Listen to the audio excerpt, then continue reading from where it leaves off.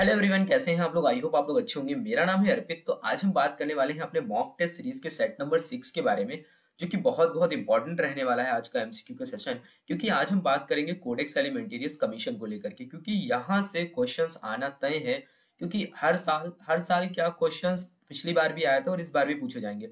इसका रीजन यही है कि कोडेक्स एलिमेंटेरियस कमीशन इतना इंपॉर्टेंट टॉपिक हो जाता है ना, कि इससे क्वेश्चंस आना ही आना है। एफएसएसएआई कहीं ना कहीं इससे इंपॉर्टेंट जो क्वेश्चंस बनते हैं वहां से क्वेश्चंस जरूर पूछेगा, ठीक है। तो आज हम इस वीडियो में डिस्कस करने वाले हैं, तो बहुत इंपॉर्टेंट रहने वाला है आज का सेशन। तो जो लोग भी प्रिपरेशन कर रहे हैं एफएसएसएआई की, और ये वाला जो सेशन है ये सभी के लिए इंपॉर्टेंट होगा, यानी कि आप किसी भी पोस्ट के लिए अप्लाई कर रहे हैं एफएसएसएआई में, क्योंकि ये एफएसएसएआई का फंक्शनल जो नॉलेज है वहां पर ये आता है। तो इस वजह से ये इंपॉर्टेंट हो जाता है सभी पोस्ट के लिए, चाहे आप असिस्टेंट के लिए अप्लाई कर रहे हो, चाहे आप किसी टेक्निकल पोस्ट के लिए, चाहे एडमिन के लिए, चाहे फाइनेंस के लिए, किसी भी पोस्ट के लिए, सभी के लिए ये इंपॉर्टेंट रहने वाला है। वीडियो को स्टार्ट करने से पहले यार बस वही छोटा सा रिक्वेस्ट है, अगर चैनल पर नए हो तो प्लीज यार चैनल को सब्सक्राइब कर देना। ऑल नोटिफिकेशन बेल को जरूर ऑन कर देना, जिससे आपको नेक्स्ट वीडियो का नोटिफिकेशन मिल जाएगा। इसके साथ ही साथ आप हमें इंस्टाग्राम पे फॉलो कर सकते हैं। इंस्टाग्राम का हमारा जो आईडी है वो है so education under official. Telegram पे आप हमसे जुड़ सकते हैं, फेसबुक पे भी जुड़ सकते हैं। ये कुछ मेरे बारे में है, आप देख सकते हैं। तो चलिए अपने वीडियो को स्टार्ट करते हैं। जैसा कि हमने बताया, आज हम पढ़ेंगे कोडेक्स एलिमेंटेरियस कमीशन से रिलेटेड कुछ इंपॉर्टेंट एमसीक्यू के बारे में, और कुछ डिस्कशन भी करेंगे उससे रिलेटेड जो भी चीजें हैं। तो इम्पॉर्टेंट है टेक्निकल ऑफिसर के लिए, और central food safety officer, food analyst के लिए तो है ही है, बाकी अदर जितनी भी पोस्ट है सभी के लिए इम्पोर्टेंट है, असिस्टेंट के लिए भी, ठीक है। तो उससे पहले यार छोटा सा एक इम्पॉर्टेंट ये इन्फॉर्मेशन है कि अगर आप प्रिपरेशन कर रहे हैं और अगर आप ई बुक्स लेना चाहते हैं, तो ये हमारी ई बुक है जिसका नाम है special book for food safety officer, जो कि टेक्निकल ऑफिसर और सेंट्रल फूड सेफ्टी ऑफिसर, इसके साथ ही साथ जो असिस्टेंट डायरेक्टर टेक्निकल है उनका सिलेबस ये कवर करती है, जो कि हमारा पार्ट बी वाला पोर्शन है, ठीक है। और ये कंप्यूटर की ई बुक है, इसको भी आप ले सकते हैं। और इसके साथ ही साथ ये जो पीडीएफ है ना, ये पीडीएफ वो पीडीएफ है जो हमारी यूट्यूब वीडियोस हैं वो हम आपको प्रोवाइड करेंगे। यूट्यूब वीडियोस में हमारे जो एमसीक्यू सेशन है वो इंक्लूडेड नहीं रहेंगे।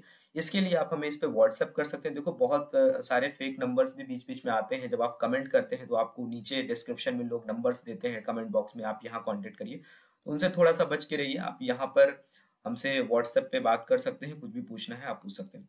एक और इन्फॉर्मेशन यार ये है, बहुत सारे लोग बोलते हैं हम असिस्टेंट के लिए क्यों एमसीक्यू सेशन नहीं लेकर के आते हैं। तो जो भी एफएसएसआई का जो फंक्शनल पार्ट है ना, वो सारा असिस्टेंट के लिए भी इम्पोर्टेंट है, आप अटेंड कर सकते हैं। बाकी जो सब्जेक्टिव पार्ट है वो नहीं है असिस्टेंट के लिए।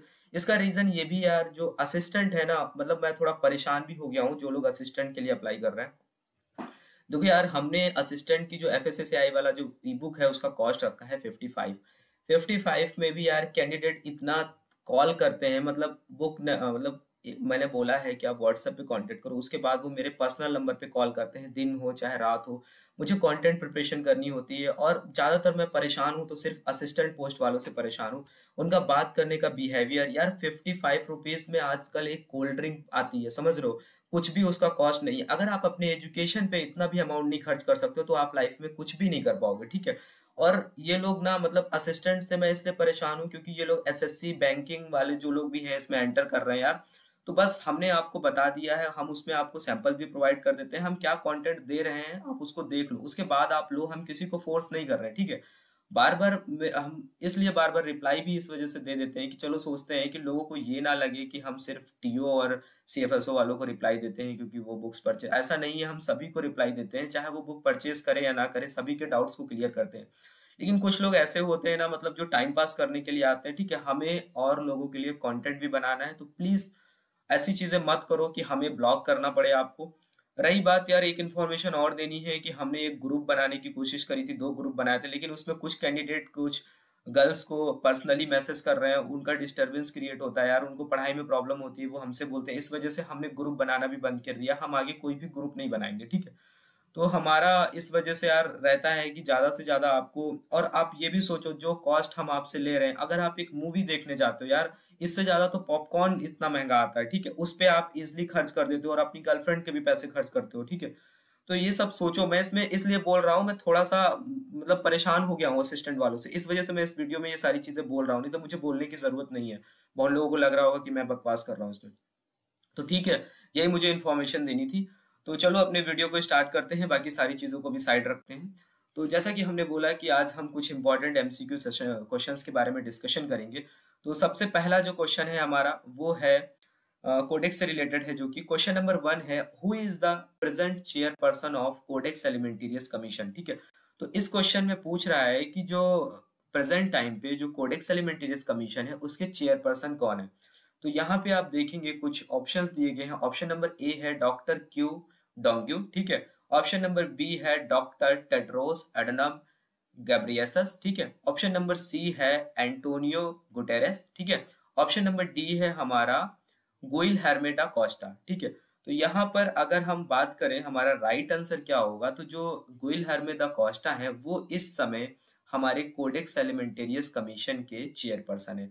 बहुत इंपॉर्टेंट क्वेश्चन बन सकता है, इसको आपको याद रखना है। ठीक है, कोडेक्स को बिल्कुल भी इग्नोर नहीं करना है। फुल सेशन के लिए आप हमारा जो एक वीडियो है ना, जिसको हमने रिसेंटली भी 2 to 3 मंथ पहले अपलोड किया था, जो कि कोडेक्स से रिलेटेड है, उसको आप देख सकते हैं। ठीक है, क्वेश्चन नंबर 2 की अगर बात करें तो क्वेश्चन नंबर 2 जो है वो भी बहुत इंपॉर्टेंट हो जाता है। यहाँ पर पूछ रहा है कि द कमीशन, कमीशन यानी कि Codex Alimentarius Commission works in the how many UN official language. ठीक है, तो कितनी ऑफिशियल लैंग्वेज के साथ में जो कोडेक्स है वो वर्क करता है। ऑप्शंस हैं 6 लैंग्वेजेस, या फिर 7 लैंग्वेज, या फिर 5 लैंग्वेज, या फिर 8 लैंग्वेज के साथ में। तो यहाँ पर जो अगर हमारा राइट आंसर की बात करें तो हमारा राइट आंसर होगा ऑप्शन नंबर ए, जो कि है 6 लैंग्वेज।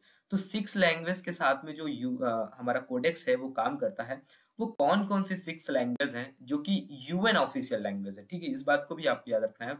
सबसे पहली है अरेबिक, दूसरी है Chinese, English, French, Spanish and Russian. ये 6 लैंग्वेज हैं जिसमें ये काम करता है, जिसके साथ में ये काम करता है कौन, कोडेक्स। तो हमारे 2 क्वेश्चन हो गए, आई होप आपको क्लियर हुए होंगे। क्वेश्चन नंबर 3 है हमारा, the commission meets in regular session once a year alternating between. ठीक है, क्वेश्चन में ये पूछ रहा है जैसे कोडेक्स है, कोडेक्स के सेशंस होते हैं। ठीक है, उनकी कॉन्फ्रेंसेस होती हैं, सेशंस होते हैं। तो यहाँ पर ये पूछ रहे हैं, आपको ये भी याद रखना है कि जो एक साथ में एक बार इनकी जो रेगुलर जो सेशंस होता है, साल में एक बार होता है, वो सेशन ये पूछ रहे हैं कि कौन कौन सी प्लेस पे होता है और अल्टरनेट करके ये होता है। ठीक है, तो यहाँ पे ऑप्शंस दिए गए हैं। पहला है जेनेवा एंड रोम। ठीक है, दूसरा ऑप्शन है California and Geneva. Option number C है रोम एंड कैलिफोर्निया। ठीक है, ऑप्शन नंबर डी है नन ऑफ द अबव। आपको इसमें से ये बताना है कि जो भी सेशंस होते हैं वो अल्टरनेट करके होते हैं। ठीक है, जैसे तो यहाँ पे ऑप्शंस दिए गए हैं, उन अल्टरनेट्स को आपको बताना है कौन कौन सी प्लेस पे होते हैं। तो जो अगर हम राइट आंसर की बात करें तो हमारा राइट आंसर होगा Geneva and roams. Geneva and roams जो है वो हमारा राइट आंसर होगा, क्योंकि इनमें से एक जो है वो FAO का हेडक्वार्टर है, एक जो है वो WHO का हेडक्वार्टर है, और दोनों ही ने ज्वाइंटली CAC को बनाया है, कोडेक्स एलिमेंटेरियस कमीशन को। इसी वजह से अल्टरनेट करके जो सेशंस होते हैं वो जेनेवा एंड रोम में होते हैं। आई होप आपको ये क्वेश्चन क्लियर हुआ होगा। क्वेश्चन नंबर 4 है, क्वेश्चन नंबर 4 में ये पूछ रहे हैं, when was the first session of CAC on food standards held. देखो ये क्या होता है, कोडेक्स को बनाया इसी वजह से गया था कि वो ऑल ओवर वर्ल्ड लेवल पे फूड स्टैंडर्ड्स को मेंटेन करे। ठीक है, फूड स्टैंडर्ड्स को इम्प्लीमेंट करना है उनको पूरे वर्ल्ड में, और अच्छे तरीके से चीजें चल रही हैं या नहीं चल रही हैं फूड स्टैंडर्ड्स को लेकर के, ये सारी चीजों को भी देखना होता है कोडेक्स को।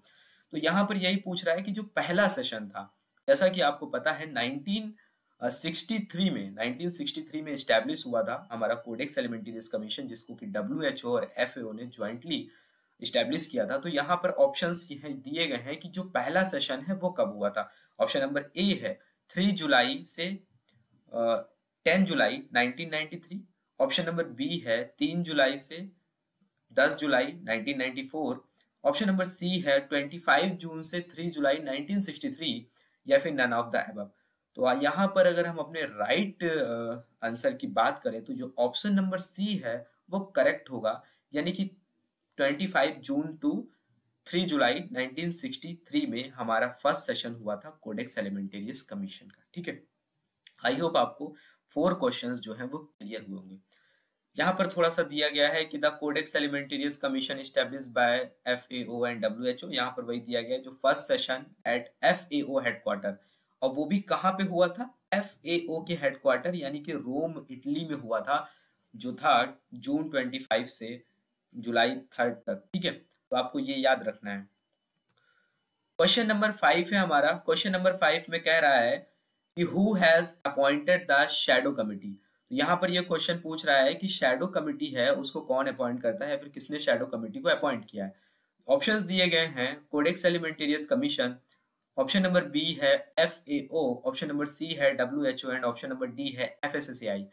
तो इसका अगर हम राइट आंसर की बात करें तो ये कोडेक्स भी गलत होगा, FAO भी गलत होगा, WHO भी गलत होगा और FSSAI जो है वो राइट आंसर होगा। तो जो अगर कोई पूछे आपसे कि शैडो कमिटी को अपॉइंटमेंट कौन करता है तो वो करता है FSSAI। ठीक है, शैडो कमेटी के बारे में आपको पढ़ना है, जो हमारा वीडियो है उसको देखिएगा, वहां पे इसके फंक्शंस और रिस्पॉन्सिबिलिटीज के बारे में बताया गया। क्वेश्चन नंबर 6 है, यहाँ पर पूछ रहा है कि what are the number of observer in the codex at the present time. देखो सभी को पता है कि नॉर्मली लोग बता देते हैं कि मेंबर्स कितने होते हैं कोडेक्स में। आप लोग कमेंट करके बताइएगा अभी भी कोडेक्स में कितने मेंबर हैं।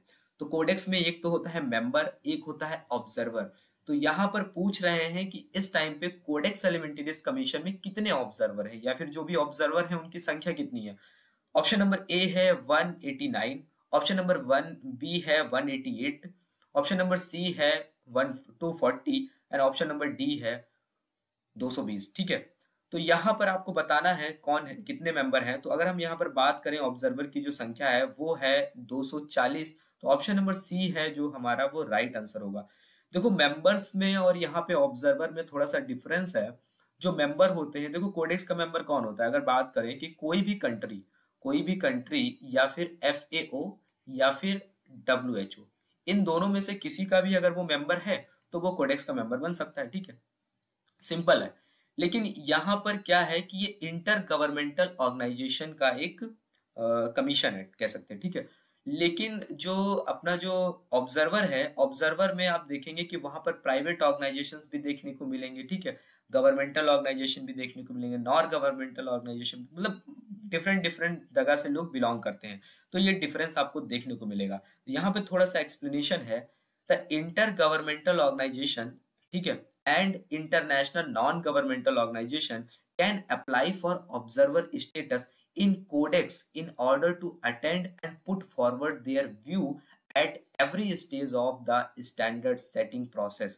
देखो क्या होता है कि जो कोडेक्स का काम ही है स्टैंडर्ड्स को बनाना। ठीक है, इंटरनेशनल लेवल पे स्टैंडर्ड्स को बनाना जिसको पूरा वर्ल्ड जो है वो फॉलो करेगा, जिससे एक फेयर ट्रेड प्रैक्टिस हो सके। ठीक है, तो यहाँ पर ये है कि तो इस वजह से क्या होता है कि जो ऑब्जर्वर्स होते हैं वो भी यहाँ पर होते हैं, जिससे एक तरीके से एक ट्रांसपेरेंसी रह सके और वो अपने व्यूज को रख सके, जिसमें कई सारे एक्सपर्ट होते हैं डिफरेंट डिफरेंट फील्ड से। ठीक है, तो एवरी स्टेज पे जो भी स्टैंडर्ड सेटिंग का प्रोसेस होता है वो वहां पर अपना व्यू रख सके, जिससे और अच्छे से स्टैंडर्ड सेटिंग का प्रोसेस हो सके। तो प्रेजेंट टाइम पे अगर बात करें, currently the Codex Alimentarius Commission has 240 Codex observer.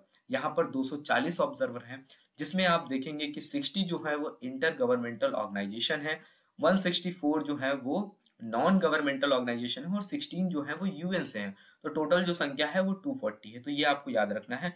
और अगर बात करें हमारे पास यहाँ पे मेंबर कितने हैं, तो 189 मेंबर हैं अभी इस टाइम पे कोडेक्स एलिमेंटेरियस कमीशन में। आई होप आपको चीजें जो है वो क्लियर हो रही होंगी। ठीक है, इसके बाद में आते हैं हमारे क्वेश्चन नंबर 7 पे। क्वेश्चन नंबर 7 में ये पूछ रहा है which country has recently become a member of the Codex Alimentarius Commission. तो ये जो ऑप्शंस दिए गए हैं इनमें से आपको ये बताना है कि कौन सा ऐसा कंट्री है जो रिसेंटली अभी कोडेक्स एलिमेंटेरियस कमीशन का मेंबर बना है। ठीक है, यहाँ पर ऑप्शंस दिए गए हैं पाकिस्तान, ऑप्शन नंबर बी है अफगानिस्तान, ऑप्शन नंबर सी है नेपाल, या फिर ऑप्शन नंबर डी है म्यांमार। तो यहाँ पर अगर हम अपने देखें कि अभी रिसेंटली कौन सा कंट्री कोडेक्स का मेंबर बना है, तो वो है अफगानिस्तान। तो अफगानिस्तान अभी 2005 में, उसके बाद से कोई भी अभी ऐड नहीं हुआ, तो 2005 में जो है अफगानिस्तान कोडेक्स एलिमेंटेरियस कमीशन का मेंबर बना है। और ये जितने भी कंट्री आपको दिख रहे हैं ये सारे ही कोडेक्स के मेंबर हैं। ठीक है, उसके बाद में यहाँ पर अगर हम बात करें क्वेश्चन नंबर 8 की, तो क्वेश्चन नंबर 8 में पूछ रहा है which of the following is a core function of NCCP. NCCP यानी कि नेशनल कोडेक्स कॉन्टेक्ट पॉइंट। ठीक है, तो ये पूछ रहा है कि इसका कोर फंक्शन क्या है। तो यहाँ पर ऑप्शंस दिए गए हैं to follow the codex agenda of the relevant subsidiary body. ठीक है, ऑप्शन नंबर बी है act as a link between the codex secretariat, national committee and shadow committee. Option number C है encourage food manufacturer to improve food quality and hygiene, and option number D है none of the above। तो यहाँ पर अगर हम अपने right answer की बात करें तो जो ऑप्शन नंबर बी है यानी कि act as a link between codex secretariat, national committee and shadow committee. तो इसके बीच में एक तरीके से लिंक बनाने का, कम्युनिकेशंस को बैठाने के लिए जो काम करता है वो एनसीसीपी करता है। कोडेक्स सेक्रेटेरिएट कहाँ है? जो कोडेक्स का मेन ऑफिस है वहाँ रोम इटली में, वहाँ पे इनका कोडेक्स सेक्रेटेरिएट है। और हमारे इंडिया में इनके बीच में अगर लिंक बैठाना है, कम्युनिकेशन करना है लाइजन के लिए, कौन है? तो एनसीसीपी है। तो मेजर इसका यही फंक्शन है। उसके बाद में हम आते हैं अपने क्वेश्चन नंबर 9 पे। क्वेश्चन नंबर 9 की अगर बात करें तो यहाँ पर है कोडेक्स एलिमेंटेरियस कमीशन इज, ठीक है, कोडेक्स एलिमेंटेरियस कमीशन क्या है? यहाँ पे देखें अगर, तो इंटर गवर्नमेंटल बॉडी है, या फिर इंटरनेशनल फूड स्टैंडर्ड है, या फिर नॉन गवर्नमेंटल बॉडी है, या फिर इंटर गवर्नमेंटल बॉडी है। तो यहाँ पर अगर हम अपने राइट आंसर की बात करें तो जो कोडेक्स एलिमेंटेरियस कमीशन है वो एक इंटर गवर्नमेंटल बॉडी है, ठीक है। आई होप आपको ये क्वेश्चंस जो है वो क्लियर हुए होंगे।